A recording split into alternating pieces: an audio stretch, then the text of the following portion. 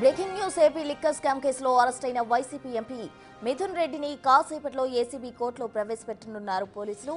వైద్య పరీక్షలు పూర్తయిన తర్వాత మిథున్ రెడ్డిని కోర్టుకు తీసుకెళ్తారు. లిక్కర్ కేసులో మాస్టర్ మైండ్ గా వ్యవహరించిన ఎంపీ మిథున్ రెడ్డిని నిన్న అరెస్ట్ అయ్యారు.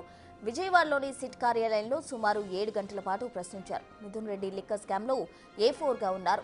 వివాదాస్పద మద్యం పాలసీ రూపకల్పనలో మిథున్ రెడ్డి కీలక పాత్ర పోషించినట్టు సిట్ గుర్తించింది. మద్యం పాలసీ రూపకల్పన, డొల్ల కంపెనీలకు ముడుపుల సరఫరా తదితర అంశాలపై మిథున్ రెడ్డిని సిట్ ప్రశ్నించింది. ఎవరెవరితో ప్రైవేట్ సమావేశాలు నిర్వహించారనే దానిపై ఆరా తీసింది సిట్. ఇవాళ మిథున్ రెడ్డిని కోర్టులో ప్రవేశపెట్టబోతున్నారు.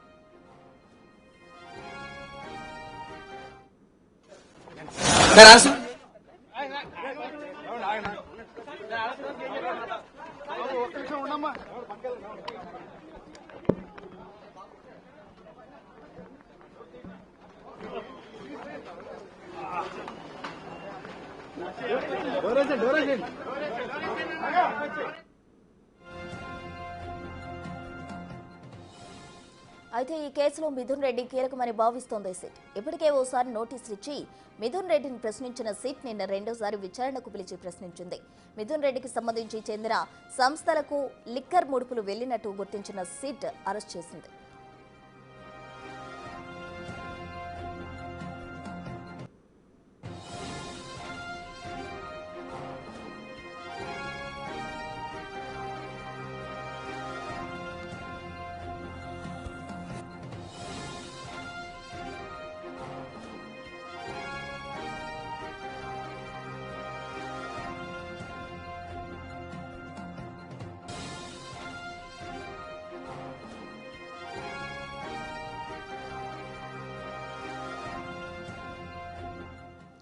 మరో బీడబ్ల్యూఎస్సీ లిక్కర్ స్కామ్ కు సంబంధించిన ప్రిలిమినరీ ఛార్జ్షీట్లో వైఎస్ జగన్ పేరు కూడా ప్రస్తావిస్తూ కీలక అంశాలు వెల్లడించారు.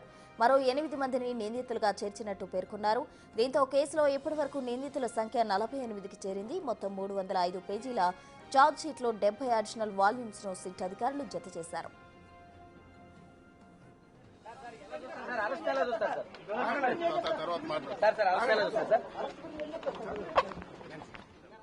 ఛార్జ్షీట్ కు అదనంగా లిక్కర్ పాలసీ రూపకల్పనకు సంబంధించిన జీవోలు, ఎఫ్ఎస్ఎల్ నివేదికలు, బ్యాంక్ స్టేట్మెంట్స్ జత చేశారు. లిక్కర్ స్కామ్ నిందితులంతా కూడా జగన్మోహన్ రెడ్డికి పరిచయస్తులేనని ఛార్జ్షీట్లో స్పష్టం చేశారు. సైమన్ ప్రసన్, కొమ్మారెడ్డి అవినాష్ రెడ్డి, అనిల్ కుమార్ రెడ్డి, సుజల్ బెహ్రన్, మోహన్, రాజీవ్ ప్రతాప్, బొల్లారం శివకుమార్, ముప్పిడి అవినాష్ రెడ్డిలను ఛార్జ్షీట్లో నిందితులుగా పేర్కొంది సిట్. వీరందరికీ జగన్తో పరిచయాలున్నట్టు తెలిపింది. సిట్ ఛార్జ్షీట్లో జగన్ పేరును ప్రస్తావించడంతో ఏపీ రాజకీయాలు హాట్ గా మారాయి.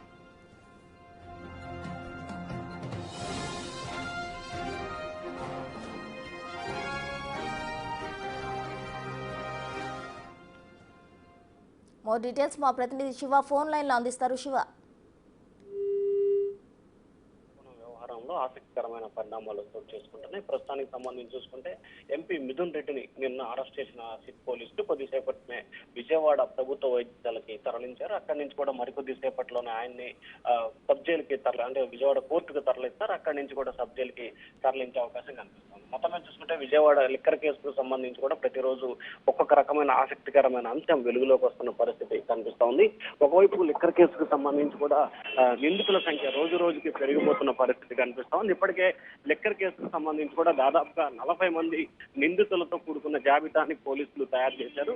తాజాగా ఈ కేసులో నిన్న దాఖలు చేసిన ఛార్జ్ షీట్ కి సంబంధించి కూడా మాజీ సీఎం జగన్మోహన్ రెడ్డి పేరును కూడా ప్రధానంగా ప్రస్తావించిన పరిస్థితి కనిపిస్తా ఉంది. మరొక వైపు లిక్కర్ వ్యవహారానికి సంబంధించి కూడా పూర్తి స్థాయిలో కూడా ఛార్జ్ షీట్ దాఖలు చేశారు. అయితే మొత్తం 41 మంది నిందితులతో కూడుతున్న ఈ జాబితాకి సంబంధించి కూడా వైసీపీ జగన్ పేరును అనేక సందర్భాల్లో ప్రస్తావించిన పరిస్థితి కనిపించింది.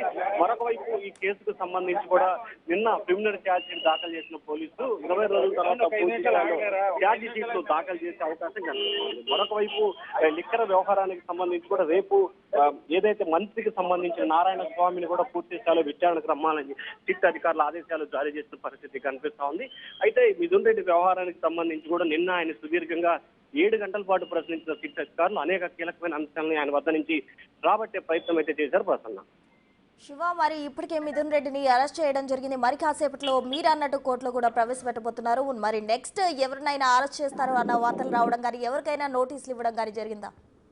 అంటే ఈ కేసుకు సంబంధించి ఇప్పటికే మొత్తం 48 మంది నిందితులను ఐడెంటిఫై చేసిన పోలీసులు 12 మంది అంటే మిథున్ రెడ్డితో సహా మొత్తం 12 మందిని నిందితులను అరెస్ట్ చేసిన పరిస్థితి కనిపిస్తా ఉంది. ఇప్పటివరకు 11 మంది నిందితులను అరెస్ట్ చేసిన సిట్ అధికారులు తాజాగా మిథున్ రెడ్డిని అరెస్ట్ చేయడంతో కూడా కేసు కీలకమైన పరిణామం చోటు చేసుకున్న పరిస్థితి కనిపిస్తోంది. మరొక వైపు ఈ వ్యవహారానికి సంబంధించి కూడా నిన్న దాఖలు చేసిన ఛార్జ్ షీట్ లో మాజీ సీఎం జగన్ పేరు ప్రస్తావించడంతో ఒక ఆసక్తికరమైన పరిణామం ఆంధ్రప్రదేశ్ రాజకీయాల్లో కొనసాగుతున్న పరిస్థితి కనిపిస్తోంది. మరొక వైపు ఈ కేసుకు సంబంధించి కూడా కొంతమంది పేర్లను చేర్చే అవకాశం కనిపిస్తోంది. ఇప్పటికే 8 మంది పేర్లు చేర్చిన సిట్ అధికారులు మరికొంతమంది పేర్లు చేర్చే అవకాశాలు అయితే కనిపిస్తా ఉన్నాయి. శివ, మరి ఛార్జ్ షీట్ లో మాజీ సీఎం జగన్మోహన్ రెడ్డి పేరు చేర్చడం జరిగింది. మరి పరిణామాలు ఏ విధంగా ఉండబోతున్నాయి?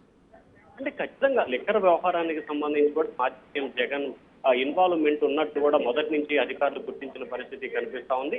ప్రాథమికంగా ఈ కేసుకు సంబంధించి కూడా ప్రతి వ్యవహారానికి సంబంధించి కూడా తాడేపల్లి కేంద్రంగా అంటే ముఖ్య మాజీ సీఎం జగన్మోహన్ రెడ్డి నివాసం కేంద్రంగా వ్యవహారం అంతా కూడా కొనసాగిందనేది సిట్ అధికారులు మొదటి నుంచి చెప్తున్న అంశంగా కనిపిస్తుంది. సో ఈ నేపథ్యంలోనే మాజీ సీఎం జగన్మోహన్ రెడ్డి పేరు ఛార్జ్ షీట్ లో దాఖలు చేయడంతో వైఎస్ఆర్సీపీ నేతలైతే తీవ్ర స్థాయిలో కూడా ఆందోళన అలాగే ఆగ్రహం వ్యక్తం చేస్తున్న పరిస్థితి కనిపిస్తా ఉంది. మరి చూడాలి ఈ కేసులో సిట్ ఏ రకంగా ముందుకెళ్లబోతుంది, ఇంకా ఎవరెవరిని నిందితుల జాబితాలో చేర్చబోతుంది, ఇంకా ఎంతమందిని అరెస్ట్ చేయబోతుంది అనే ఉత్కంఠ అయితే ప్రస్తుతం ఆంధ్రప్రదేశ్ రాజకీయాల్లో హాట్ టాపిక్ గా మారింది. ప్రస్తుతం శివ, అయితే ఈ కేసులో నిందితులుగా ఉన్న వాళ్ళంతా కూడా జగన్మోహన్ రెడ్డికి పరిచయస్తులే అంటున్నారు. మరి ఈ కేసులో ముడుపుల లెక్కకు సంబంధించి ఓ కొలికి వచ్చే అవకాశం ఉందంటారా మిథున్ రెడ్డి అరెస్ట్ తో?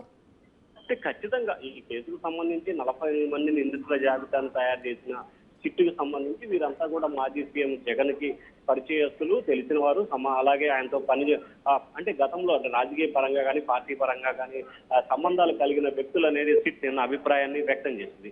సో ఈ నేపథ్యంలోనే ఖచ్చితంగా ఈ వ్యవహారానికి సంబంధించి మాజీ సీఎం జగన్మోహన్ రెడ్డి పేరు ప్రస్తావించే నేపథ్యంలో కూడా వైఎస్ఆర్సీపీ ఒక ఆగ్రహం వ్యక్తం చేస్తుంది. ఇంకొక వైపు ఈ కేసుకు సంబంధించి కూడా రోజు రోజుకి కొత్త పేర్లు వస్తున్న పరిస్థితి కనిపిస్తా ఉంది.